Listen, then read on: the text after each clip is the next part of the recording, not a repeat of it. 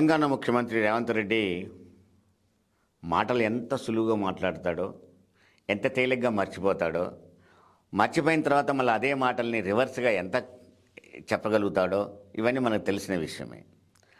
ఆయన రైతు బంధు విషయంలో ప్రతిపక్షంలో ఉన్నప్పుడు అధికారం రాకముందు కొన్ని కామెంట్ చేశాడు. అదేంటి అంటే, రైతు బంధు అనేది రైతులకు అవసరమని, రైతులకు రైతు బంధు సక్రమంగా ఇవ్వాలని, 2 పంటలకు ఇస్తున్న మాట వాస్తవమే అని, కానీ 3వ పంటకు కూడా ఇవ్వాలి అని చెప్పేసి ఆయన డిమాండ్ చేసిన విషయం మనం చూసాం.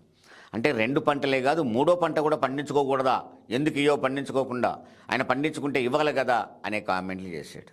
కామెంట్లు నేను చెప్పినంత స్మూత్గా కూడా చెప్పలే. ఆ కామెంట్లు ఉంటే మీకే అర్థమవుతుంది ఆయన ఎలా చెప్పాడు అంటానికి.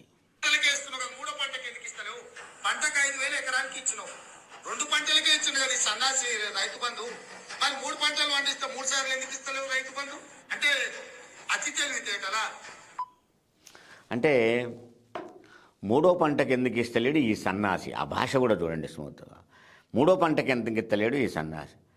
మరి ఇప్పుడు నేను అడుగుతున్నా, ఈ సన్నాసి మొదటి పంటకే ఇస్తలేడు కదా. మరి ఈ సన్నాసి అనే పదం నాది కాదు, నువ్వు వాడిన పదంలో నుంచి నేను వాడుతున్నా. నాకు అలాంటి పదాలు వాడాలనే కోరిక ఏముండదు. ఆయన 2 పంటలకు ఇచ్చేవాడు సన్నాసి అయితే, అసలు 1 పంటకు కూడా భరోసాకి నువ్వు ఇవ్వని వాడి నిన్నేమనాలి? మరి ఇప్పుడు నువ్వు 3 పంటలకు ఇస్తావా? 3 పంటలకు 15,000 చొప్పున ఇస్తానన్నావు 2 పంటలకు. అప్పుడు ఇప్పుడు 3వ పంటకు కూడా ఇస్తానంటున్నావు, అంటే 22,500 ఇస్తావా ప్రతి పంటకు?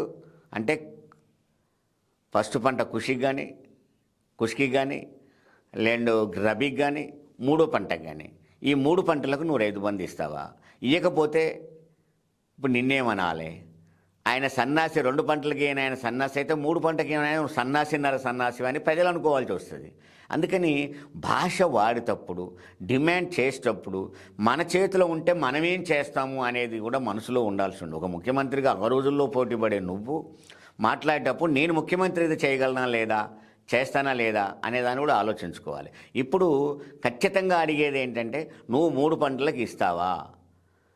మొదటి పంటకే లేదు, జూన్లోనే ఇవ్వాలి రైతు బంధు, నువ్వు రైతు భరోసా.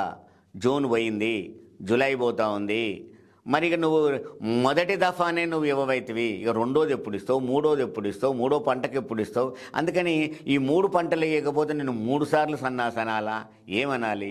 అందుకని రేవంత్ రెడ్డి నేను మొదటి నుంచి చెప్తా ఉన్నాను, భాష మాట్లాడడం నేర్చుకో.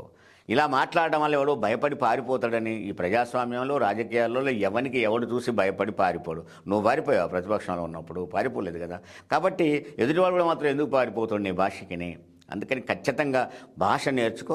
అన్నిటికంటే నీవు ఇచ్చిన హామీని 3 పంటలకు కూడా రైతు భరోసా ఇచ్చే ప్రయత్నం చెయ్యి.